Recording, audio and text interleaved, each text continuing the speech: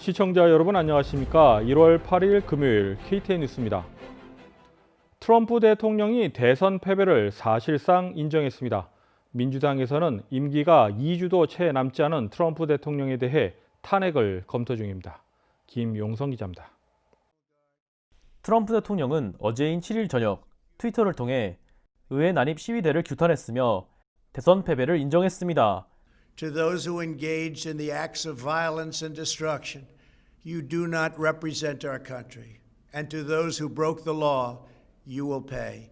I continue to strongly believe that we must reform our election laws to verify the identity and eligibility of all voters and to ensure faith and confidence in all future elections. Now Congress has certified the results. A new administration will be inaugurated on January 20th. My focus now turns to ensuring a smooth, orderly, and seamless transition of power. 뉴욕타임즈에 따르면 트럼프 대통령은 자신이 임명한 정무직 공무원 4,000명에게 임기 종료에 대한 공문을 발송했습니다. 트럼프 대통령은 오늘인 8일 바이든 당선인의 대통령 취임식에는 참석하지 않을 것이라고 밝혔습니다. 한편 민주당에서는 트럼프 대통령을 탄핵하는 것을 검토 중입니다. 만약 마이크 펜스 부통령과 내각이 수정헌법 25조를 통해 트럼프 대통령의 직무 수행을 중단시키지 않을 경우 탄핵까지 추진하겠다는 입장입니다. 상원에서 탄핵안을 통과시키기 위해서는 17개의 공화당 이탈표가 필요합니다. 뉴욕타임즈에 따르면 일부 공화당 정치인들도 탄핵에 관심을 보이고 있습니다. 하원 법률 전문가들은 퇴임한 대통령에 대한 탄핵이 가능한지에 대해 검토하고 있습니다. 탄핵에 대한 하원 표결은 이르면 다음 주 중에도 진행될 수 있습니다. KTN 뉴스 김용성입니다. 의회 의사당 난입과 점거를 막지 못한 의회 경찰서장이 오는 16일 사임할 것이라고 밝혔습니다. 이번 사태에 대해 경찰의 안일한 대처와 시위대에 대한 이중잣대 지적도 나오고 있습니다. 의사당 경비 책임을 맡고 있는 스티븐 선드 의회 경찰서장은 시위대 의사당 난입 점거 사태를 막지 못한 책임을 지고 오는 16일자로 사임한다고 밝혔습니다. 선드 서장은 이번 시위를 의사표현 자유에 관한 것으로만 여겼으며 폭력적인 의회 난입은 예상하지 못했다고 밝혔습니다. 이 같은 경찰의 안일한 대처로 인해 시위대의 폭력에 압도당해 의회 내 침입을 허용하는 꼴이 되고 말았다는 평가입니다. 또한 이번 시위와 관련해 경찰관 한 명이 사망하는 일도 발생했습니다. 특별히 이번 시위를 대처하는 경찰의 방식이 지난해 전국적으로 일어난 흑인이나 유색인종 시위대를 대하는 행동과 대조적이라는 지적이 나오고 있습니다. 이를 놓고 시위 대처 방식의 이중잣대 논란까지 거세지고 있는 상황입니다. 의사당 앞 광장에는 바리케이트가 쳐 있었으나 의회 경찰은 폭동이 시작되자 라인에서 후퇴를 거듭했고 의사당 안에 시위대가 휩쓸고 다니는 초유의 사태가 벌어지게 된 것입니다. 결국 추가 지원 병력이 도착한 후 의사당 안의 시위대를 해산하거나 체포했습니다. 한편 낸시 펠로시 하원 의장은 워싱턴 시경국장의 사태를 비롯해 경찰의 최고 수뇌부부터 이번 일의 대처에 실패했다고 지적했습니다. 조지아주 케네소에 거주하는 30대 여성이 지난 6일 워싱턴 DC 의사당에서 발생한 시위와 관련해 사망했습니다. 보도에 신다윤 기자입니다. 워싱턴 DC 경찰이 수요일에 있었던 연방의회 시위 폭동에서 사망한 4명의 사망자 이름을 발표했는데 이 중 1명은 조지아 주민입니다. 메트로폴리탄 경찰에 따르면 케네스 거주 34세 로젠 보이랜드 씨는 응급 의료 상황으로 인해 사망했습니다. 정확한 사망 원인에 대해 아직 밝혀진 건 없으나 폭동 인파에 눌려 사망했을 가능성이 큰 것으로 보입니다. 보이랜드 씨는 DC로 떠나기 전 자신의 페이스북 페이지에 트럼프 대통령에 대한 강력한 지지를 보이며 조 바이든 당선인이 선거를 빼앗아갔다는 비난의 글을 남겼습니다. 또 자신처럼 DC로 시위를 하러 가는 다른 사람들에게 음식과 같은 보급품들을 충분히 가져올 것을 당부했습니다. 다른 3명 중 애슐리 베빗이라는 여성은 여군 출신으로 경찰의 총에 맞아 숨졌습니다. 당시 베빗은 의회 건물 내 바리케이드가 쳐진 문에 있던 깨진 창문을 통해 건물을 오르려다 경찰이 발포한 것으로 나타났습니다. 펜실베니아 거주 50세 벤자민 필립스 씨와 엘라베마 거주 55세 케빈 그리선 씨는 모두 응급 의료 상황으로 사망했습니다. KTN 뉴스 신다윤입니다. 켈리 래플러 상원의원이 이번 결선 투표 결과를 공식적으로 인정하고 라파엘 워녹 후보의 당선을 축하했습니다. 선거를 관장하고 있는 주 내무부에 따르면 퍼듀 의원은 아직 경선 결과를 인정하지 않고 있습니다. 계속해서 신다윤 기자가 보도합니다. 켈리 래플러 상원의원이 라파엘 워녹 당선자와의 결선 투표 결과를 공식 인정하고 선거운동을 종료한다고 밝혔습니다. 래플러 의원은 자신의 소셜 계정에 워녹 후보의 당선을 축하하기 위해 전화를 했으며 그동안 조지아 주민들의 지원에 감사를 표한다는 내용의 비디오 영상을 게재했습니다. While my heart breaks at not being able to continue to serve Georgia and America, I'm tremendously proud of all we achieved together. 래플러 의원은 지난해 조니 아이삭슨 전 상원의원이 건강상의 이유로 사임하면서 공석이 된 자리를 브라이언 캠프 주지사의 추천으로 상원의원에 임명됐습니다. 래플러 의원은 워녹 당선인이 취임할 때까지는 상원의원 신분이 유지됩니다. 워녹 당선인은 앞으로 2023년까지 아이삭슨 전 상원의원의 남은 임기를 다할 것입니다. 한편 주 내무부 장관실의 최근 집계에 따르면 워녹 당선인은 목요일 밤 기준 8만 표 이상 래플러 후보를 여전히 앞서고 있습니다. KTN 뉴스 신다윤입니다. 코로나19 감염 사례의 절반 이상이 무증상 감염자를 통해 이루어진다는 연구 결과가 나왔습니다. 또한 사회적 거리 두기의 중요성에 대해서도 강조했습니다. 연방질병통제예방센터 CDC는 코로나19 감염의 59%는 무증상 감염자를 통해 이루어졌다는 연구 결과를 발표했습니다. 세부적으로는 무증상 감염자 중 증상이 발현되기 전에 이미 다른 사람들을 감염시킨 경우가 35%로 나타났습니다. 또한 아예 증상이 발현되지 않고 다른 사람들을 감염시킨 경우는 24%, 이 둘을 합한 수치가 59%라고 CDC 측은 설명했습니다.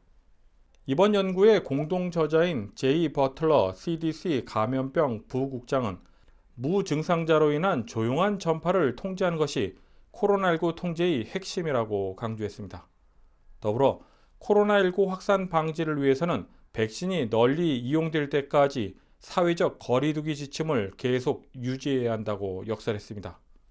최근 영국에서 처음 발견된 후 미국 여러 주에서도 발견된 변이 코로나19 바이러스의 출현으로 사회적 거리두기 지침은 더욱 중요하다고 재차 강조했습니다. 브라이언 캠프 주지사는 오늘 기자회견을 열고 조지아주의 백신 접종이 진전을 보이고 있다고 밝혔습니다. 김용성 기자입니다. 브라이언 캠프 주지사는 조지아주가 하루 1만 1,428명에게 백신을 접종할 수 있는 역량을 갖췄다고 밝혔습니다. The state now has the capacity to administer 11,428 doses of the Pfizer and Moderna vaccines per day. That is approximately 80,000 doses a week. As of today, we have administered 24.48% of the vaccines delivered to the state by the federal government. 캠프 주지사는 코로나19 백신의 경우에는 많은 절차가 있어 접종에 많은 노력이 필요하다고 강조했습니다. This is a heavy logistical lift. This is not like going in, getting a flu vaccine, you get a quick shot in the arm, you go back, get in your car and go home. You know, you got to give the shot, you got to monitor that person for 15 minutes. There's certain time limits you have to be within to make sure the vaccine is not spoiling. It's just a lot different from things that we've done in the past. 캠프 주지사는 백신의 안전성을 다시 한번 강조했습니다. But I have complete confidence in the vaccine. I will be getting one as soon as I become eligible. Dr. Toomey has gotten hers. 조지아주의 경우 페이지 1A에 해당하는 1차 접종 대상자에게 백신 접종을 진행하고 있습니다. 조지아주의 1차 대상자는 의료진, 요양원 거주자 및 직원, 응급대원, 소방관, 경찰, 65세 이상 노인입니다. KTN 뉴스 김용성입니다. 이어서 매주 금요일 전해드리는 스포츠 소식입니다. 애틀란타 호크스가 3연패를 기록하며 시즌 4승 4패를 나타냈습니다. 한국 축구의 아이콘에서 세계적인 선수로 부상한 손흥민 선수가 유럽 통산 150골을 기록했습니다. 스포츠 경기 소식을 배준경 기자가 종합했습니다. 애틀랜타 호크스의 이번 주말 일정입니다. 애틀랜타 호크스가 오는 토요일 저녁 7시 샬럿 호네츠를 상대합니다. 호크스는 최근 3연패를 기록하고 있습니다. 이틀 전 열린 주중 경기에서 호네츠에게 승리를 내주었던 호크스가 과연 2연전을 내주게 될지 아니면 지난 패배에 대한 복수를 할 수 있을지 호크스의 향후 시즌 일정에 중요한 경기가 될 것으로 예상되고 있습니다. 다음은 골프 소식입니다. 하와이 카팔루아 리조트 플랜테이션 코스에서 열리는 센트리 토너먼트 오브 챔피언스를 시작으로 2021년 PGA 투어가 시작되었습니다. 현재 1라운드 진행 중인 상황에서 해리스 잉글리시와 저스틴 토마스가 8언더파 공동 1위를 달리고 있습니다. 한국의 임성재 선수는 5홀 연속 버디를 기록하며 6언더파 공동 3위에 올라 있습니다. 공동 1위를 달리고 있는 저스틴 토마스는 2017년과 2020년 이 대회에서 우승한 바 있습니다. 이어서 2021년 마스터스 토너먼트 관련 소식입니다. 마스터스 토너먼트 측은 작년으로부터 넘어온 패트론, 즉 갤러리 입장에 대해 아직 향후 계획을 결정하지 못한 것으로 알려졌습니다. 마스터스 토너먼트는 약 3만 개의 패트론 배지를 작년에 판매했던 것으로 추정하고 있습니다. 마스터스 토너먼트가 불과 100일 남짓 남은 시점에서 모든 관중을 수용할 수 있을지 갤러리들의 기대가 모아지고 있습니다. 토너먼트 측은 패트론들이 해야 할 조치는 현재 없고 모든 패트론들에게 연락을 취할 것이라고 밝혔습니다. 이어서 NCAA 풋볼 소식입니다. 오하이오 스테이트 버가이즈와 엘라베마 크림슨 타이드가 전미대학 풋볼 플레이오프 챔피언십을 치릅니다. 오하이오 스테이트는 이번 NFL 드래프트 최대어이자 명예의 전당에 오른 쿼터백들과 비교되고 있는 트레버 로렌스가 몸담았던 클램슨을 꺾고 결승 무대에 올라왔습니다. 전미대학 풋볼 랭킹 1위인 엘라베마는 준결승전에서 전통의 강호이자 랭킹 4위였던 노트르담을 꺾었습니다. 이번 시즌의 대미를 장식할 결승전은 월요일 저녁 8시 마이애미 플로리다에 위치한 하드락 스타디움에서 열릴 예정입니다. 다음은 NCAA 농구 소식입니다. 이현중 선수가 소속된 데이비슨 대학교가 데이튼 대학을 상대합니다. 경기는 오늘 저녁 9시로 예정되어 있습니다. 이현중 선수는 이번 시즌 55.4%의 필드골 성공률과 50.8%의 3점 슛 성공률을 동반하여 평균 16.9점을 기록하고 있습니다. 데이비슨 대학은 애틀랜틱 10 컨퍼런스 소속이며 애틀랜틱 10 컨퍼런스는 NCAA의 가장 치열한 5개 컨퍼런스인 파워5에 포함되어 있지 않습니다. 이에 따라 컨퍼런스 우승 또는 앳 라지 비드를 받지 못하면 미국 대학 농구의 꽃인 마치 매드니스, 광란의 3월 플레이오프 토너먼트에 참가할 수 없게 됩니다.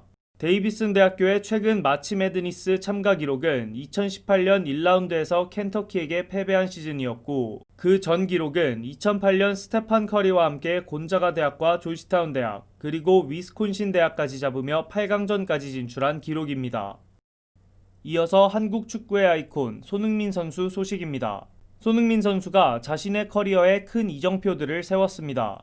토트넘 소속으로 100호 골을 기록했고 유럽 통산 150골을 기록했습니다. 손흥민 선수의 유럽 통산 첫 골은 2010년 10월 함부르크 소속으로 쾰른을 상대로 기록한 골이었습니다. 이후 손흥민 선수는 같은 독일 분데스리가의 레버쿠젠에서 활약을 이어가다 잉글리시 프리미어리그의 토트넘 핫스퍼로 이적하여 경이로운 기록과 골들을 남기고 있습니다.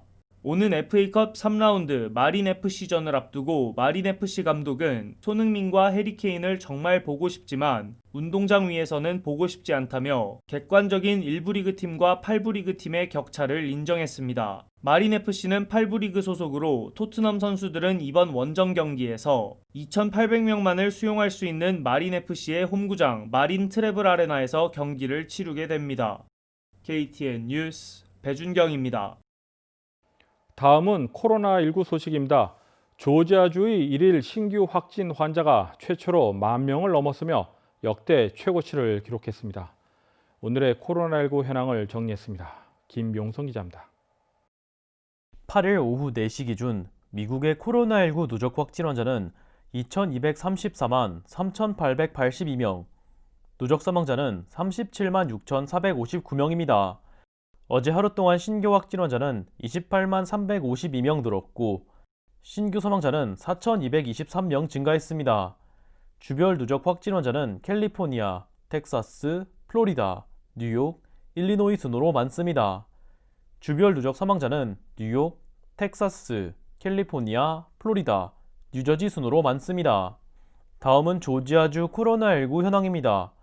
오후 2시 50분 집계에 따르면 조지아주의 누적 확진 환자는 62만 247명, 누적 사망자는 1만 180명으로 집계됐습니다.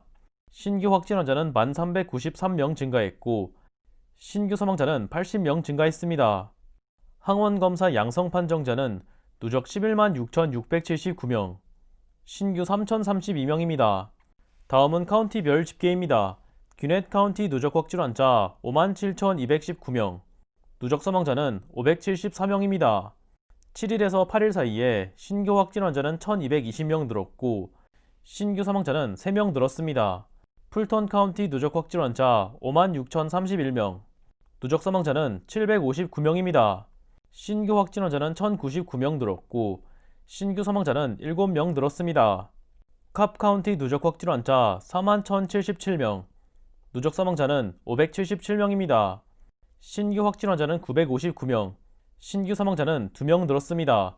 KTN 뉴스 김용성입니다.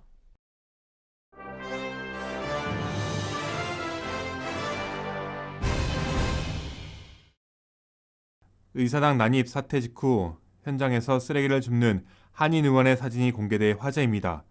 해당 의원은 뉴저지 제3지구의 앤디킴 연방 하원 의원입니다. 앤디킴 의원은 의사당 중앙 로툰다 홀 바닥에 무릎을 꿇고 앉아 직접 봉투에 쓰레기를 주워 담는 모습이 포착돼 동료 의원들의 SNS를 통해 퍼졌습니다. 김 의원은 정말 마음이 아팠고 뭔가를 해야겠다고 느꼈다며 내가 달리 할 수 있는 게 뭐가 있겠냐고 당시 심정을 밝혔습니다. 테슬라의 주가가 급등하며 일론 머스크가 세계 최고의 부자에 등극했습니다. 오후 1시 30분 포브스지 기준 일론 머스크의 순자산은 1,880억 달러로 이전 1위였던 제프 베이조스의 1,840억 달러보다 높습니다. 베이조스는 2017년 10월 1위에 오른 이후 3년 넘게 한 번도 1위에서 밀려난 적이 없었습니다. 작년 한 해 동안만 테슬라의 주가가 700% 이상 폭등하고 해가 바뀌어도 급등세를 이어가면서 순위에 변화가 생겼습니다. 머스크는 테슬라의 지분을 20% 보유 중이며 스톡옵션을 통한 미실현 장부상 이익도 420달러에 달합니다. 골프스타 타이거 우즈의 사생활을 다룬 다큐멘터리가 이번 주말에 방영될 예정입니다. 타이거 우즈는 2009년에 여러 여성과 외도한 사실이 밝혀졌으며 2010년에는 아내 엘린과 이혼했습니다. 이 다큐멘터리에는 당시 우즈를 고객으로 맞았던 유흥업소 직원들의 증언이 나올 것으로 전해졌습니다. 해당 다큐의 1편이 오는 10일 오후 8시에 HBO에서 방영될 예정입니다. 이상으로 1월 8일 KTN 뉴스를 모두 마칩니다. 이번 한 주간도 수고하셨습니다. 시청해주신 여러분 고맙습니다.